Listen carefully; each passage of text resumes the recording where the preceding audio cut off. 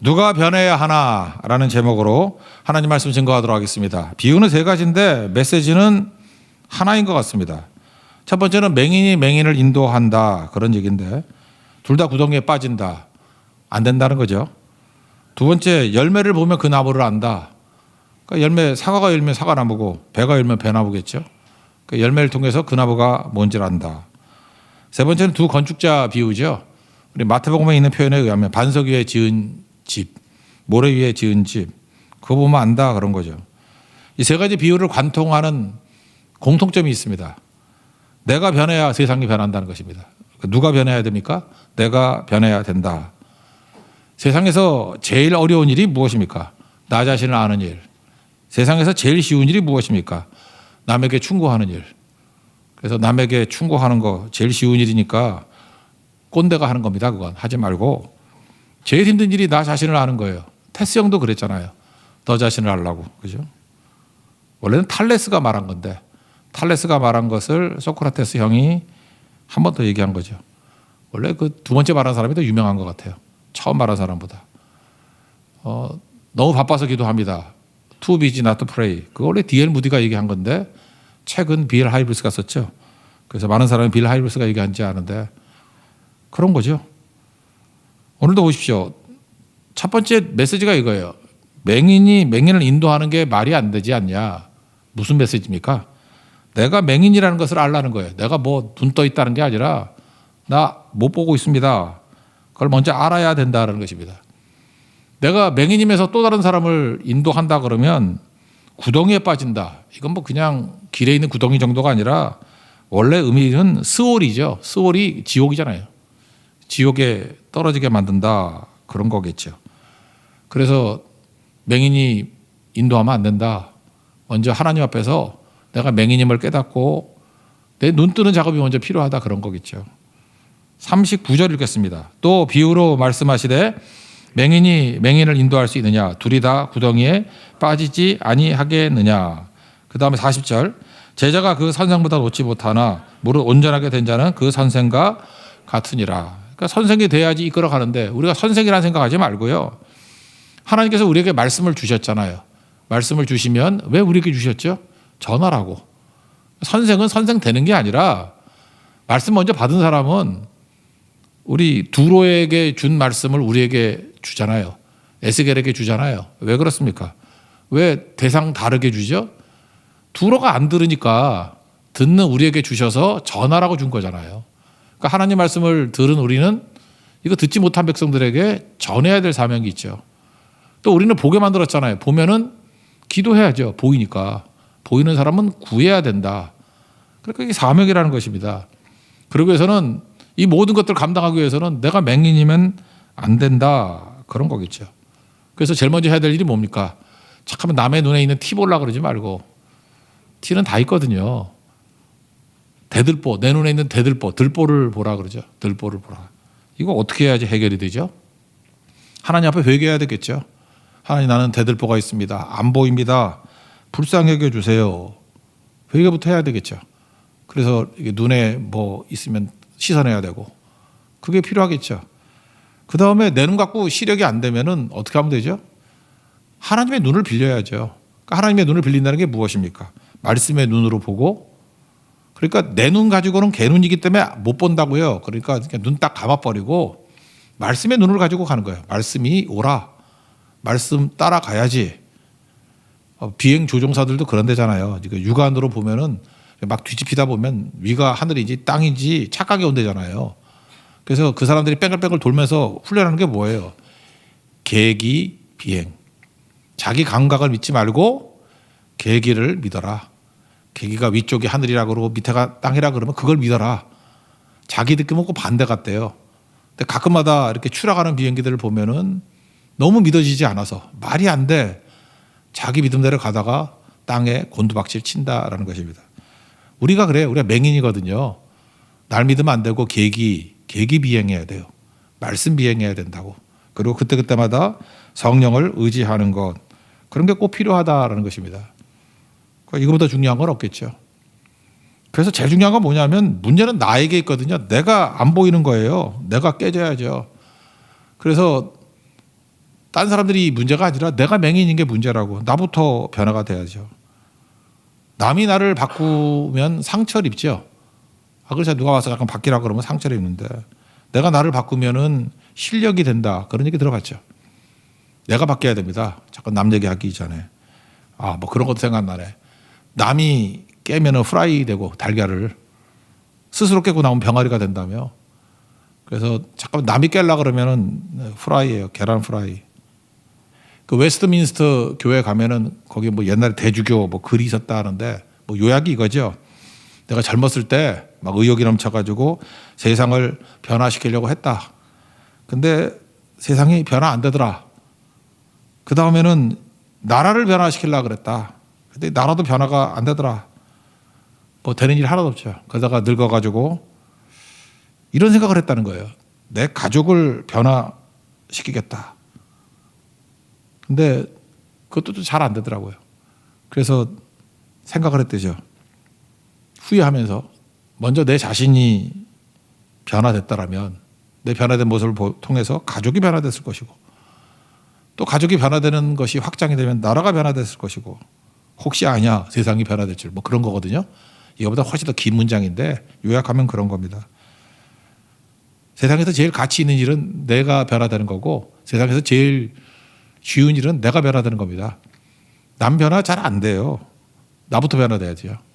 그래서 맹인이라는 걸 깨닫고 맹인이 맹인을 인도할 수 없다. 헛된 짓 하지 말고 누구 인도하려고 그러지 말고 자기 자신의 변화가 있어야 된다.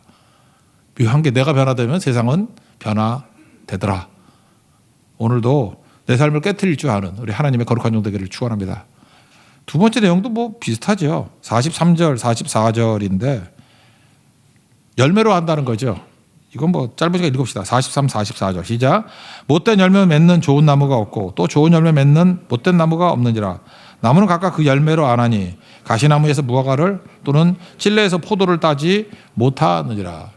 그러니까 우리 뭐 문외한인 사람들이 무슨 나무인지 어떻게 알아요? 그냥 사과가 달려 있으면 이거 사과나무인가 보다. 난 지금도 사과나무가 뭔지 몰라요. 근데 열매 보고 알죠. 사과 달려 있으면 사과나무구나. 배가 달려 있으면 배나무구나. 그런데 오늘 핵심은 그게 아니라 열매를 보면 아는 거와 마찬가지로 그러니까 뿌리가 중요하다는 거죠. 뿌리가. 나무가 중요하다는 거 아니에요? 나무가 올바른 나무가 돼야 자기가 원하는 거를 맺지 않느냐. 그래서 잠깐만 이게 열매를 강조하면 안 되는 거고 열매를 보면 알듯이 열매는 속부터 나오는 거 아니냐. 그 해석이 45절이잖아요. 마음부터 나오는 거 아니냐. 45절 읽어봅시다. 시작. 선한 사람은 마음에 쌓은 선에서 선을 내고 악한 자는 그 쌓은 악에서 악을 내나니 이는 마음에 가득한 것을 입으로 말함이니라. 여러분 그러죠. 나는 입은 거칠지만 속은 깨끗해. 그럴 수 없다라는 거예요. 그래서 말할 때 뭐 말을 거칠게 하고 독소를 하고 뭐 쓰레기 같은 말들 하고 하면 마음이 그런 거예요. 마음이 없는 말을 어떻게 얘기하나. 마음이 더러우니까 더러운 거 하고 마음이 괴로우니까 괴로운 소리 하고 마음이 지저분하니까 지저분한 소리 나오고 그러니까 마음에 선이 있으면 선이 나오고 악이 있으면 악이 나온다. 마음에 가득한 것을 입으로 말하는 것이다. 당연한 거죠. 그러니까 우리가 뭘 초점을 줘야 되겠습니까? 속이죠. 속. 마음. 생명의 근원이 마음에 있다 그러잖아요. 마음 지키라고. 잠언 4장 23절에 나오잖아요. 그러니까 말씀 묵상해야 되고 내 속을 내가 죽고 Not I but Christ. NIBC. 예수님이 살아야 되겠죠. 말씀으로 가득가득 채워야 되겠죠. 제가 한동안에 그 대학교 때 그 당구에 미쳤을 때가 한 번 있었거든요. 그건 뭐 경험 많이 했을 거예요. 다 당구대로 보이는 거예요. 누워 자면은 천장도 당구대로 보이고 여기 공이 있다고 생각하면 어디 맞추면 맞추겠다. 맨날 그거 잠이 안 와. 그래서 누워가지고 당구 한 10판 치고 자요. 미친 거죠. 그거 왜 그러죠? 마음속에 당구가 들어가 있으니까. 그러니까 예수님이 들어가 있으면 보이는 게 다 예수님이 나오게 된다는 것입니다. 이번 수요일 날 그 로마서를 보면은 로마서 12장부터가 복음에 합당한 삶 아닙니까? 복음에 근거한 삶. 근데 요약하면 영적 예배죠. 우리 영적 예배로서의 인생을 살아야 되나. 모순이라 그랬잖아요. 몸으로 영적 예배. 몸이 영하고 모순인데 하나가 되는 거고 산제사, 제사는 죽어야 드리는 건데 죽으면 또 살아나는 거죠. 그런 모순이 다 있다고. 근데 그 모순 같은 우리 삶 속에서 붙들어야 할 게 뭐냐면 내면부터거든요. 3단계를 얘기를 했잖아요. 예배, 드린다는 게 예배거든요. 그 다음 변화를 받아. 예배는 능동적인 거예요. 내가 적극적으로 예배를 드려야 돼. 끌어놓고 예배를 드려야 돼요. 시간 내서 예배 드려야 돼요. 그건 내가 능동적으로 하는 거예요. 예배는 능동입니다. 변화까지도 능동으로 하는 거 아니에요. 변화는 수동이에요. 하나님 나를 어떻게 변화시킬지 몰라요. 그러니까 변화는 받는 거예요. 변화를 받아. 그러면 나중에 분별이 그 성령과 지혜거든요. 판단력 이런 게 생긴다고. 거룩, 쓰임받음. 그러니까 세 가지 이거 내용 잊지 말아야 된다고. 예배, 변화, 분별.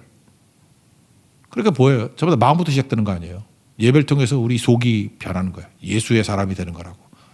예수로 사는 인생이 되는 거예요. 그죠? 그러면 변화는 다 틀려요.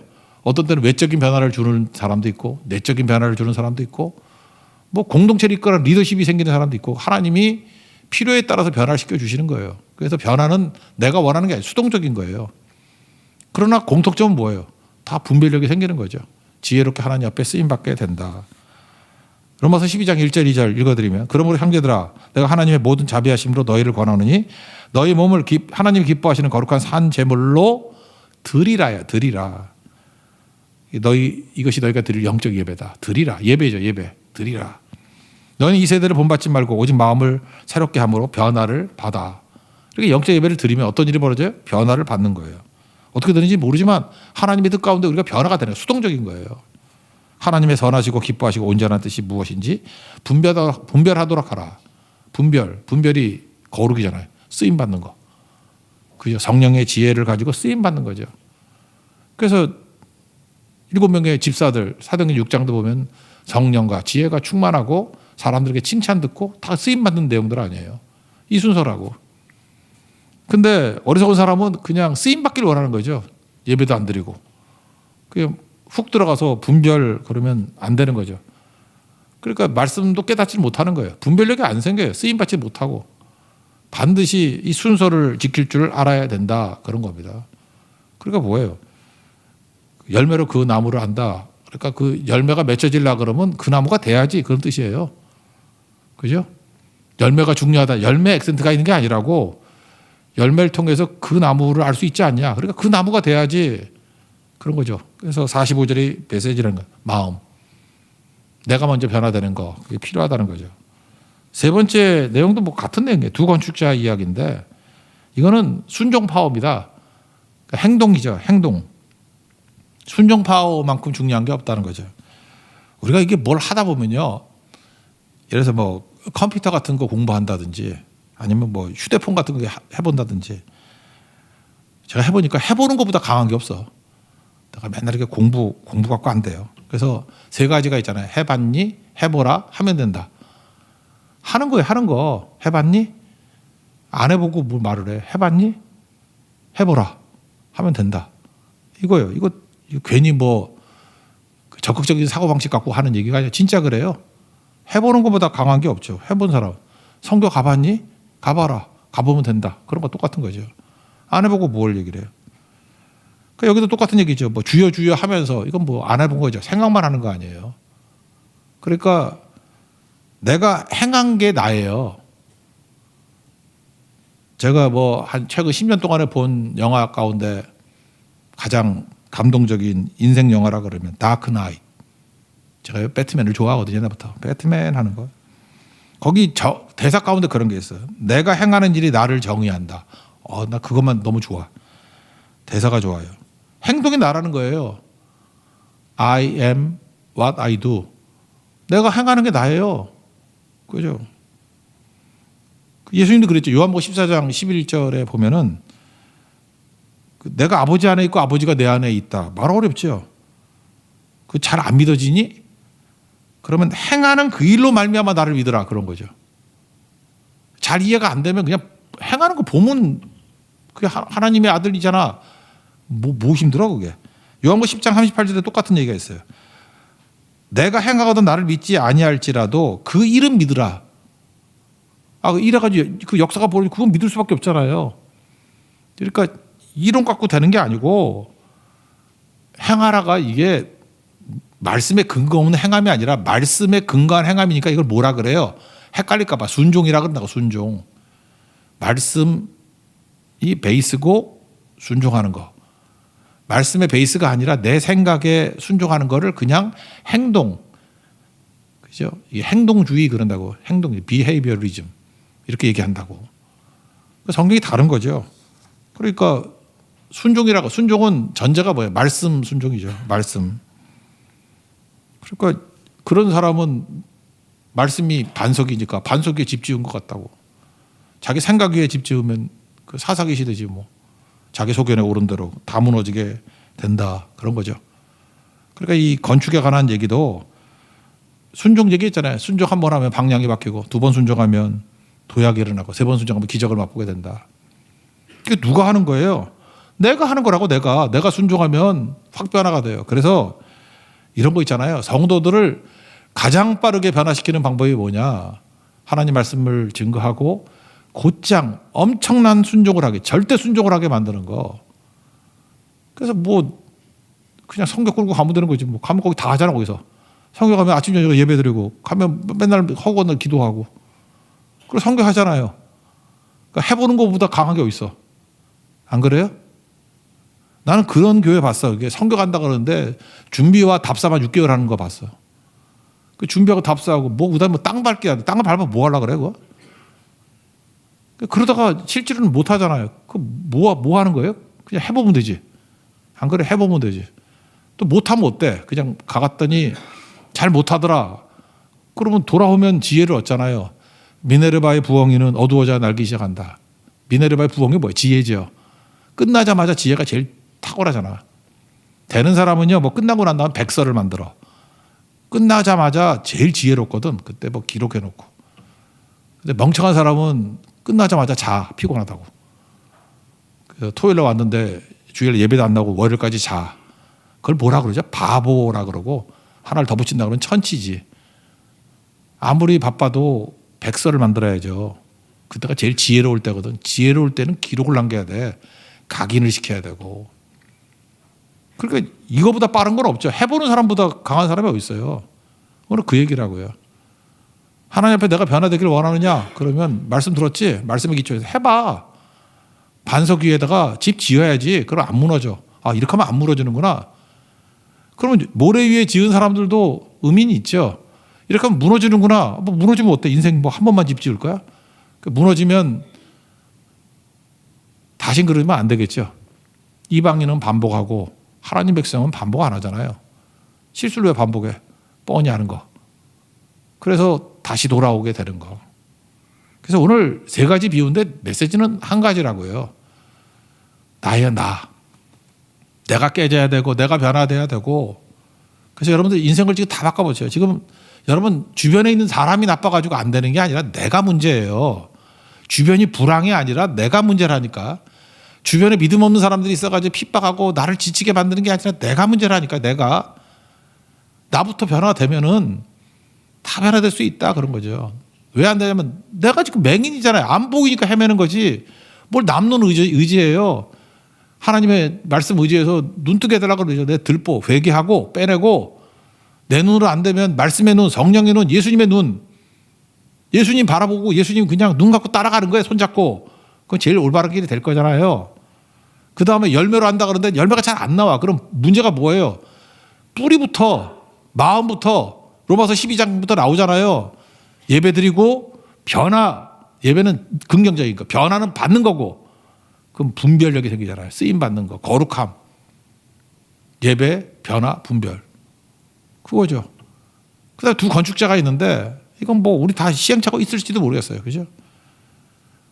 반석이 말씀 아니에요. 말씀 근거로 해서 세우면은 안 무너지더라.